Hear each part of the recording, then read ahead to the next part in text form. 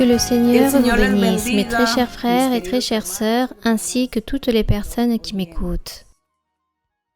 Que le Seigneur puisse répandre beaucoup de bénédictions sur chacun d'entre vous et que Dieu aujourd'hui puisse écouter votre prière. Qu'il puisse écouter tout ce que vous lui demandez et que Dieu puisse tendre sa main sur chacun d'entre vous et qu'il puisse vous donner de grandes bénédictions, de la prospérité, qu'il puisse regarder toutes vos angoisses et que Dieu puisse enlever toute affliction, toute douleur, toute angoisse que vous pouvez avoir en ce moment même. Donc, la prière que nous allons la réaliser, nous allons déposer tout notre cœur en Dieu, notre foi et la confiance en le Seigneur. Aujourd'hui, nous allons méditer dans Matthieu, chapitre 22. Nous continuons avec les paraboles, la manière comment le Seigneur Jésus-Christ ou Dieu parlait au peuple d'Israël, au peuple juif, il y a à peu près 2000 ans en arrière. Lui, il parlait à travers des paraboles, afin que les personnes, les rebelles, les incrédules, ou les sots, ceux qui ne croyaient pas en lui, n'allaient pas comprendre aussi facilement et donc ne puissent recevoir aussi facilement la bénédiction de Dieu. C'est pour cela que le Seigneur parlait à travers toutes ces illustrations pour celui qui veuille entendre et bien comprendre, c'est-à-dire tous ceux qui disposaient leur cœur pour Dieu pour pouvoir écouter sa parole et ainsi faire sa volonté.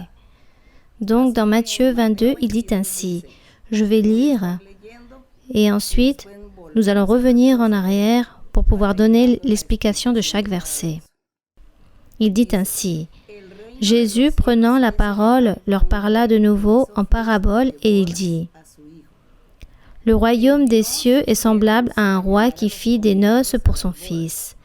Il envoya ses serviteurs appeler ceux qui étaient invités aux noces, mais ils ne voulurent pas venir. Il envoya encore d'autres serviteurs en disant, « Dites aux conviés, voici, j'ai préparé mon festin. Mes bœufs et mes bêtes grasses sont tués, tout est prêt, venez aux noces. » Mais, sans s'inquiéter de l'invitation, ils s'en allèrent, celui-ci à son champ, celui-là à son trafic.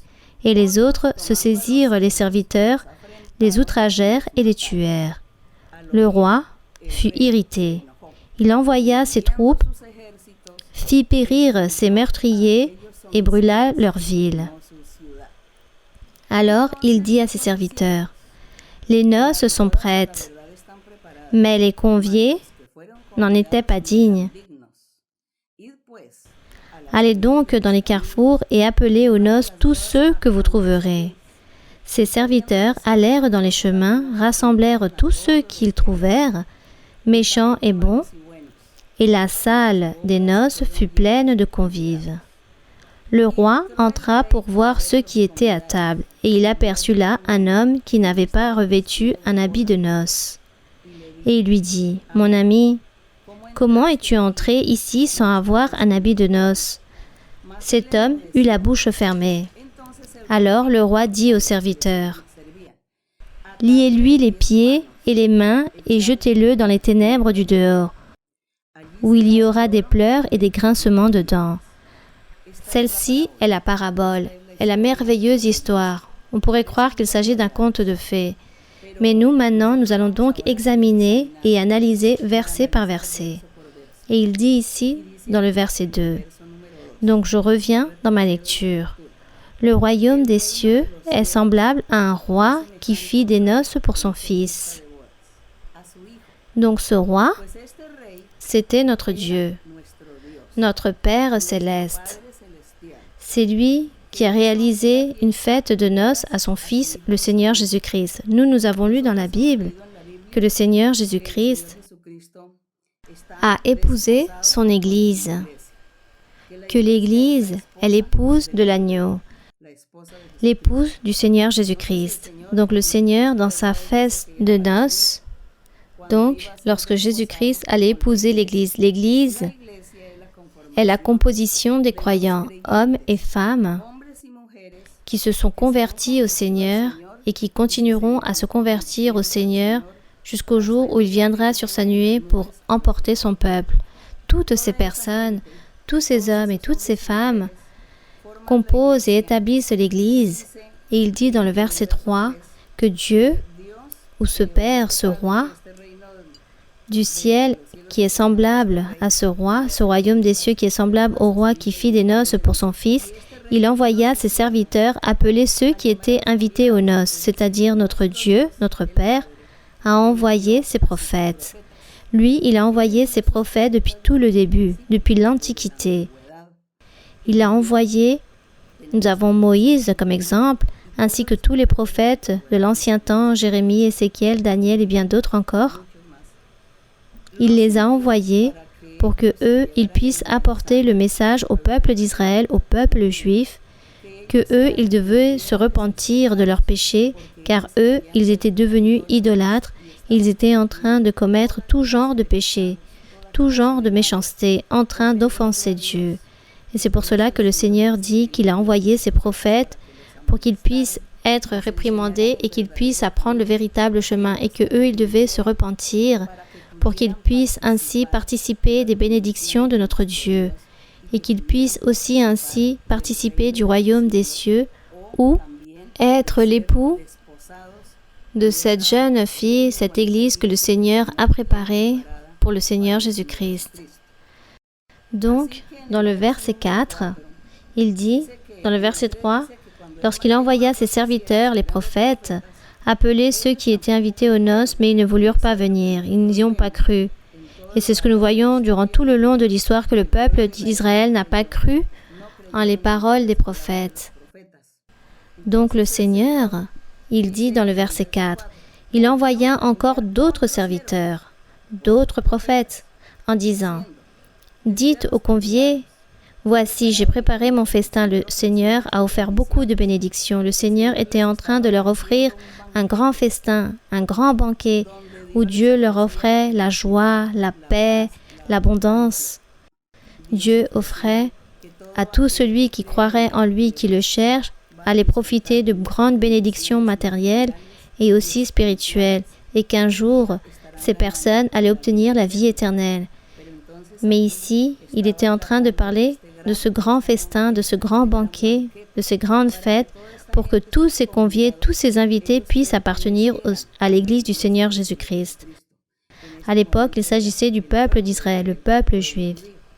Et dans le verset 5, il dit, « Mais eux, sans s'inquiéter de l'invitation, ils s'en allèrent. Celui-ci à son champ, c'est-à-dire, disons, en prenant les choses de la vie, chacun se justifiait, s'excusait et disait aux serviteurs que eux, ils n'avaient pas le temps d'aller à ce festin, à ces noces, car chacun avait leurs choses à faire, étaient occupés, ils se sont distraits dans toute leur entreprise, dans toutes leurs affaires, dans toutes les choses matérielles de la vie. Ils se sont occupés de toutes ces choses, mais jamais ils ne se sont préoccupés pour chercher Dieu, pour s'éloigner du péché, chercher Dieu, pour ainsi appartenir à ce royaume des cieux et ainsi pouvoir profiter de cette noce et surtout appartenir à l'épouse de l'agneau.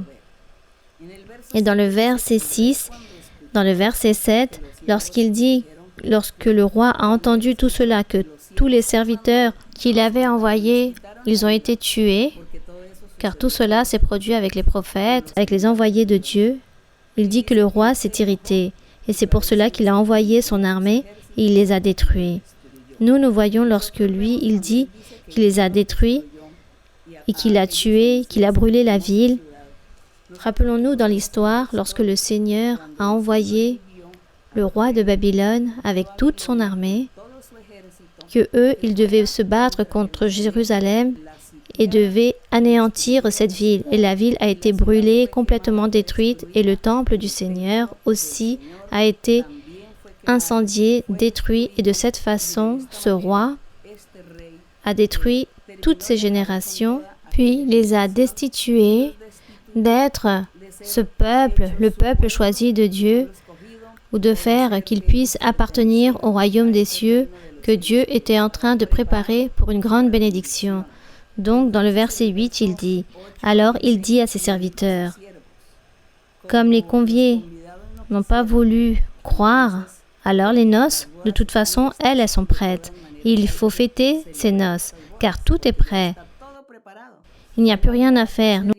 Nous ne pouvons plus revenir en arrière. Il faut continuer avec ces noces. Alors, allez et partez dans les rues, dans les carrefours, et toutes les personnes que vous allez trouver, apportez-les à ces noces, pour cette fête, pour ce festin, afin que cet endroit puisse se remplir tous ceux que vous allez trouver dans les chemins. Il disait, ramenez toutes les personnes, qu'elles soient méchantes ou bonnes, mais remplissez cette salle de noces, celle que je suis en train d'établir. Et dans le verset 11, il dit, le roi entra pour voir ceux qui étaient à table. Mais ici, il dit que lui, très irrité, il a envoyé ses serviteurs pour aller chercher d'autres serviteurs. Ces autres serviteurs étaient aussi les apôtres et toutes les personnes qui avaient cru en le Seigneur Jésus-Christ et que le Seigneur Jésus les avait envoyés pour prêcher l'évangile du royaume des cieux. Donc le Seigneur Jésus, lui, il a donné l'ordre à ses disciples, prêcher l'évangile dans le monde entier. Maintenant que le peuple d'Israël, le peuple juif, n'a pas voulu accepter Dieu, ils n'ont pas voulu m'accepter, ils m'ont méprisé, au contraire, ils vont me livrer à la mort, alors vous, prêchez cet évangile dans le monde entier, prêchez-le, car des personnes appartenant à beaucoup de nations vont se convertir et mon Église sera établie de beaucoup de personnes qui appartiennent au monde entier. Il ne s'agira plus du peuple d'Israël ou du peuple juif. C'est pourquoi il disait, comme les noces sont déjà préparées, il faut continuer de l'avant avec tout ce festin. Et c'est pourquoi il leur dit, toutes les personnes que vous allez trouver dans le chemin, apportez-les. Donc, le Seigneur était en train de recevoir dans ses noces toute personne, et cela est vrai. Le Seigneur Jésus, je répète à nouveau, il a dit, partez et prêchez l'évangile à toutes les créatures, peu importe sur qui vous tombez, mais que ces personnes croient, et tous ceux qui seront baptisés seront sauvés, et entreront pour pouvoir profiter de ce festin, de ces noces, et participeront à être l'épouse de l'agneau, l'épouse de ce fils de ce roi, qui était en train de célébrer ses noces pour la bénédiction de chaque personne. Mais donc, le Seigneur, il dit que lui, dans le verset 11, qu'il entre pour voir ceux qui étaient à table et qu'il y avait un homme qui n'avait pas un vêtement d'habit de noces. Donc, lorsque le Seigneur Jésus a commencé à prêcher le royaume des cieux ou son évangile véritable, lui, il a envoyé ses commandements aussi et il a dit, « Tous ceux qui m'aiment et qui me croient doivent garder mes commandements, accomplir les commandements. Et celui qui ne va pas accomplir les commandements, alors celui-ci va tout simplement périr et n'obtiendra pas la vie éternelle et non plus le salut. Donc tous doivent faire la volonté de Dieu, plaire à Dieu, être saints, être parfaits, afin que vous puissiez entrer dans le royaume des cieux. » Voici ce que signifiait ici dans le verset 11, lorsque le roi a vu quelqu'un, un homme, qui n'était pas revêtu d'un habit de noces. Il lui dit, « Mon ami, comment es-tu entré sans avoir un habit de noces ?» Et celui-ci ne parla point, resta muet, donc il lui a dit, « Que faites-vous ici si vous n'êtes même pas repenti, vous n'avez pas cherché le chemin de Dieu, vous n'avez pas accompli les commandements? Pourquoi êtes-vous ici parmi mon Église, parmi mes croyants, au milieu de mes enfants, de ceux qui sont en train de faire la volonté de Dieu, en train d'accomplir mes commandements? » Voilà ce que cela signifiait, être habillé avec des habits de noces, en train d'accomplir la parole de Dieu, en train d'accomplir les commandements, en train de vivre en sainteté, en train de vivre dans l'intégrité, dans la perfection.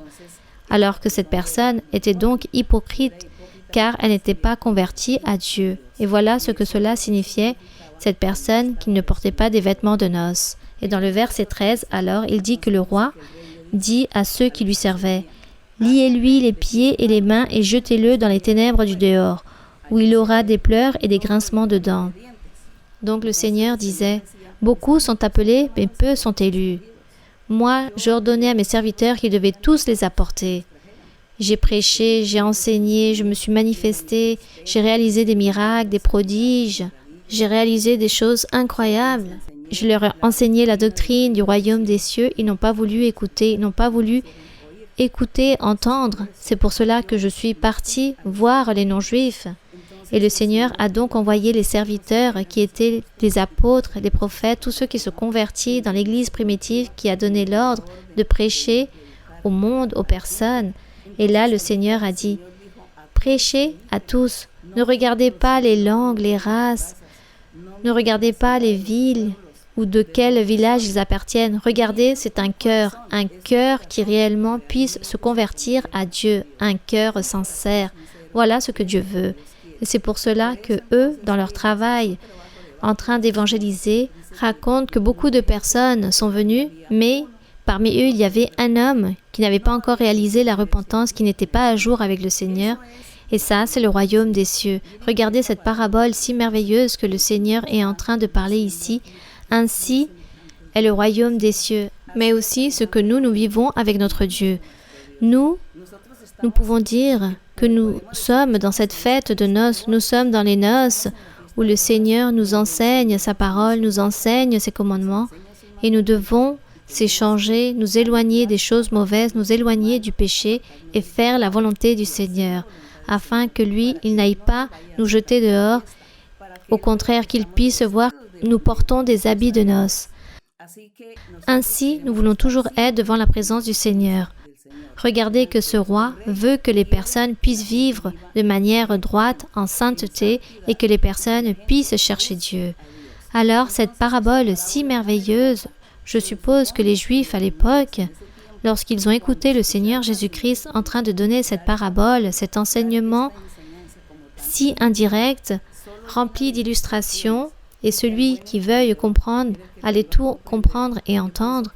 Et je pense que même eux, ils ont dû s'irriter contre le Seigneur, ils l'ont sûrement persécuté, ils sont même peut-être allés chercher des pierres pour le lapider, car c'était la manière d'agir dans l'ancien temps. Mais ici, nous remercions le Seigneur, car le Seigneur ici nous a donné l'opportunité. Nous considérons être non-juifs, nous considérons que nous ne sommes pas juifs et que nous ne sommes pas nés là-bas, dans cette ville des Juifs, mais le Seigneur a été rempli de miséricorde, de vouloir nous inviter à ses noces. Il a envoyé ses serviteurs pour dire à tous, parlez-leur, et tout celui qui veut croire, il sera ici dans le royaume, dans cette fête de noces, en train de profiter de mes bénédictions dans cette vie, et ensuite celui-ci aura la vie éternelle.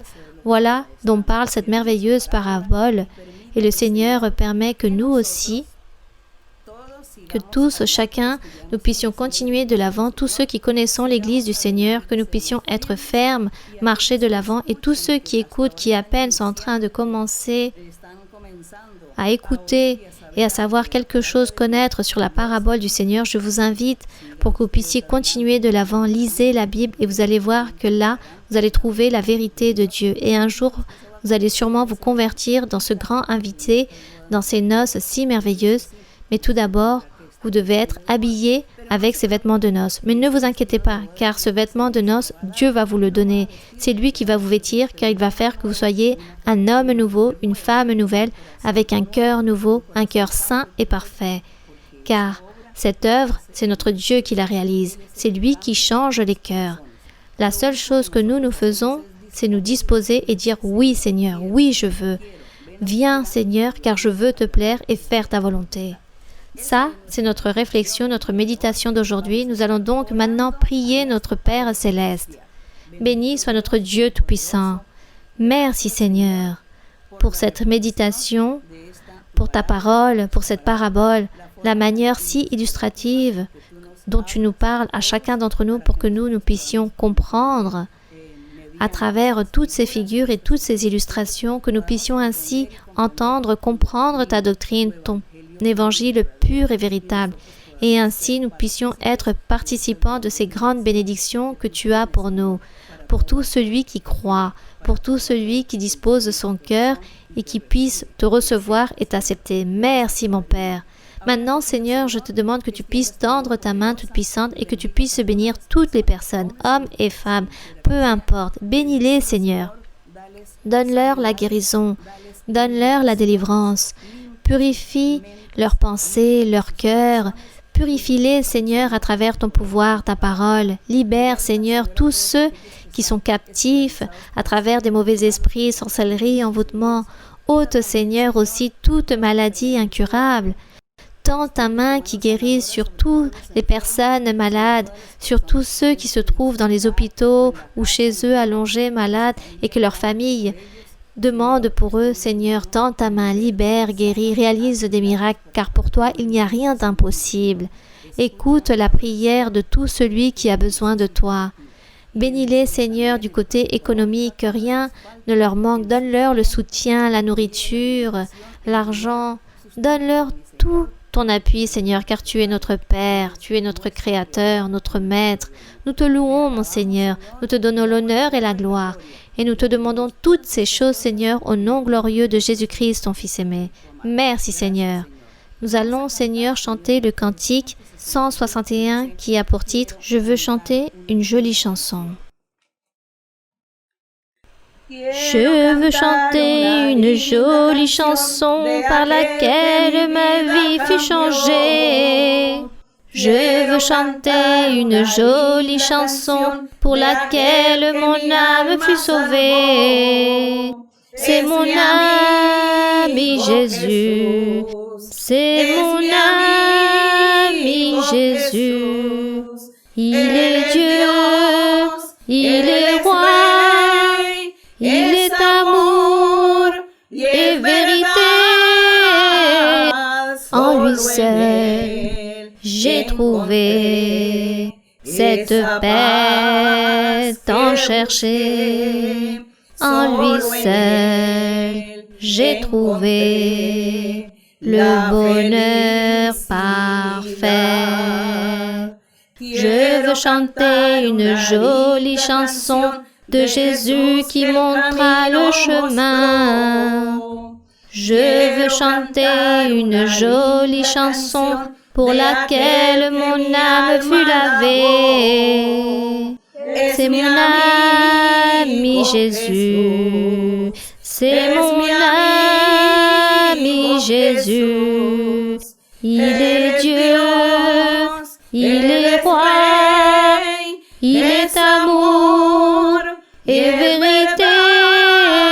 En lui seul, j'ai trouvé cette paix tant cherchée. En lui seul, j'ai trouvé le bonheur parfait. Béni soit notre Dieu, louange à son nom. Je vous remercie, je vous aime avec tout mon cœur et je vous envoie de grandes salutations remplies de tendresse. Que Dieu vous bénisse.